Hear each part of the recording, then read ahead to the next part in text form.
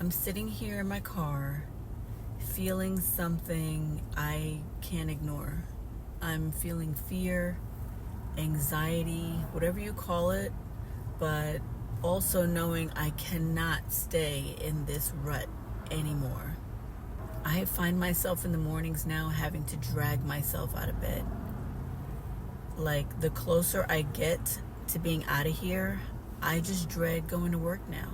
I mean, I know it can't be fear because fear is for dangerous situations. So it's not like the type of fear where I feel like something is actually going to happen to me or something.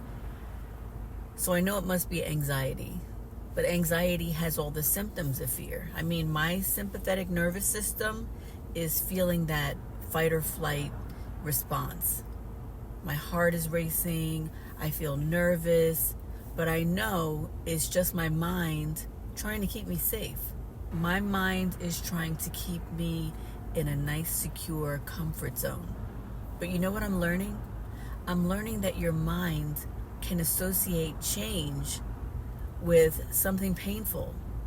So in order to protect you from the pain, your mind will cause your sympathetic nervous system, or AKA that fight or flight response, to flare up. And that's a way to keep you safe. Meanwhile, in reality, and that's reality too, but at least in my conscious mind, I'm just thinking about my big move abroad. And I know I just need to breathe. And when I feel like this, I do my 5-5-5. You guys know what that is? It's that breathing technique. When you breathe in for 5 seconds, you hold it for 5 seconds, and then let it out for 5 seconds. And it looks something like this.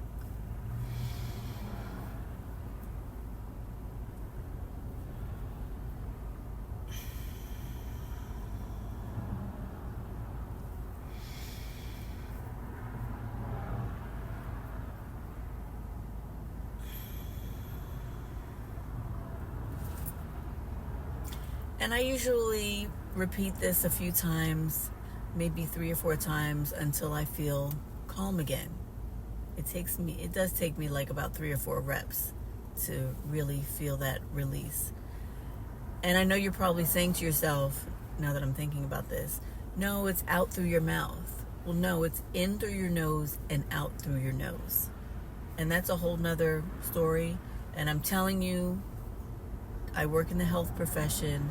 So all your yoga instructors and other gurus who tell you that you're supposed to breathe out through your mouth, they're completely wrong. You can look it up if you want, or you can ask me and I'll make a video about it, but that's another subject. Like I said, I work in healthcare, so I know. Anyway, I should be more relaxed because I even had 4 days off this weekend. I took off Thursday to go to an event at my daughter's school that I talked about in my other video. And Fridays, I'm remote. So technically, I had the whole 4 days off. Even though I was fielding calls and text messages and emails and everything on Friday, I didn't have to go into work and battle that traffic. So it was good. I had a really nice time with my family and at my daughter's event, and it was great. But then coming back, Sunday morning, I woke up like it was Monday morning. I'm rushing out of bed. It was still dark outside, and I'm rushing around, getting ready to run downstairs, get in the shower. And just when I was going downstairs, I started to think about, like, wait a second. I thought I had more days than this. And then I started to get confused. I'm like, what day is today? So I sat down on my bed and I'm like counting on my fingers, slowly counting out the days that I had so far. I'm like, wait a minute. So I took off Thursday. I had Thursday, Friday, Saturday. And then I'm realizing, oh my gosh, today is Sunday. I was so happy in that moment. And then I got back into bed for another 30 minutes at least. And then I had to get up again because I had to go to church. And church starts, I like to go to the early service. So, but it made me feel better that I at least had a whole nother day to myself. So that felt really good. But you know what else I did this weekend? I purchased my one-way ticket. Woo! Yeah, I was really excited about that. And I should still be excited about that right now, but it's that anxiety, because now it's really happening. And now that I've purchased the tickets, I know I have to tackle that list of things I need to do. So all of that is in my mind and my conscious mind right now. Conscious and unconscious. Subconscious. I know I have this list of things I have to do before I leave, and I'm realizing that I have to manage my dog situation because I don't want to pay for him to fly separately, but I might have to. I don't know. He's a puppy, and he's not going to stay in a bag underneath the seat in front of me for 8 hours. He's just not going to do it. So I'm looking into alternatives and the costs of what that's going to be as well. But folks, getting up every day right now, knowing that I have a short period of time here, it's a battle every day now to fight the traffic, dragging myself into work. I've been feeling so drained, mentally and physically. I just don't want this to be my story forever, going through this every day. So that's why I know I need to do something different. I don't even want this to be my story until retirement, I just don't want it anymore for myself. So I know I can't afford to sit still and dwell on this. If I let this fear stop me, I'll never know what's on the other side.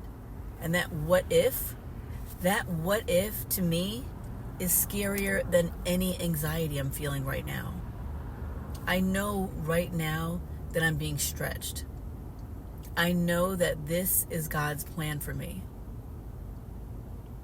I don't know what He has planned exactly when I get there, but I know that this couldn't have happened without God involved.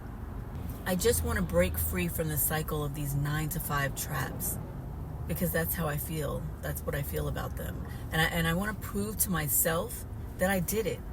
And ultimately, if I do that for myself, I'll know that I can do even more and that it's not painful like my subconscious is telling me it is. I mean, this isn't about running away either. Yes, I had a breakup from a relationship of 6.5 years, and sometimes you want to get out of there. But this is something I talked about even before I met him. I just didn't know where it would be or if it would ever even manifest in my life. I just knew that it was a feeling that I had. This is about stepping into a new chapter for me and refusing to let comfort keep me stuck. And as I'm talking about this out loud, I'm feeling that anxiety dissipate. So look, if you're feeling at all what I'm feeling, I understand. Because the feeling of fear, the hesitation, feeling burnt out, stuck in a routine that isn't serving you anymore, it's not a great way to live. I want you to know it's okay to feel scared. But don't let that fear keep you in the same place. You have to make a move toward what you want. To look back and wonder, what if? That's not a good feeling. Courage is not the absence of fear. It's action despite the fear. Always remember that. Courage isn't the absence of fear. It's the action despite the fear. I feel scared. At least my brain is telling me I feel scared. But I'm moving forward anyway. Remember the bully in school, in the schoolyard that was waiting for you at 3 o'clock to come outside to fight? You didn't want to go, but you knew that you had to leave the school from that door where the bully was going to be. Remember that feeling? I do. What I'm trying to say is, if I can do it, you can too. We deserve to live lives that don't leave us feeling trapped. Let's not let fear win. Folks, if this hit home for you at all, join me on this journey. Subscribe and let's figure it out together. Together we rise, together we thrive. Ta-ta, darlings. I'm going to work.